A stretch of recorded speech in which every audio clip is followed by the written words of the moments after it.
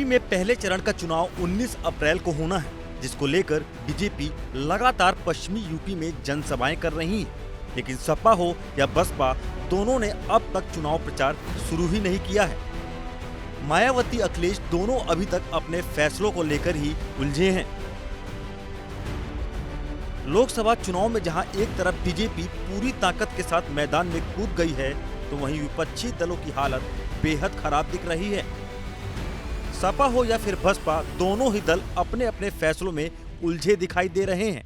तबकि पहले चरण की वोटिंग के लिए 2 हफ्ते से भी कम का समय बचा है, लेकिन दोनों दलों ने अब तक कोई रैली और जनसभा नहीं की है। दरअसल सपा और बसपा अपने प्रत्याशियों के मंथन में ही लगे हैं।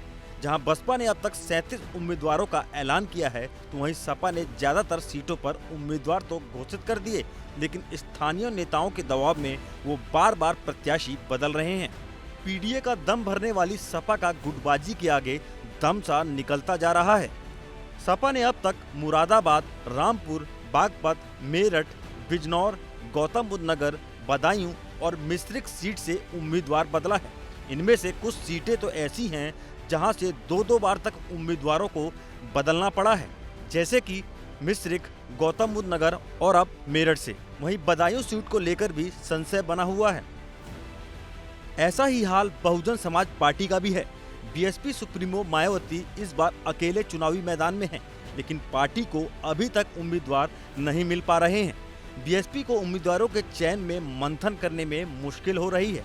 ऐसे में अखिलेश मायावती एक ही राह पर हैं, बल्कि बीजेपी दम भरने में जोर शोर से लगी हुई है। भारत की बात रोहित सिंह सावल के साथ सिर्फ एबीपी न्यूज पर।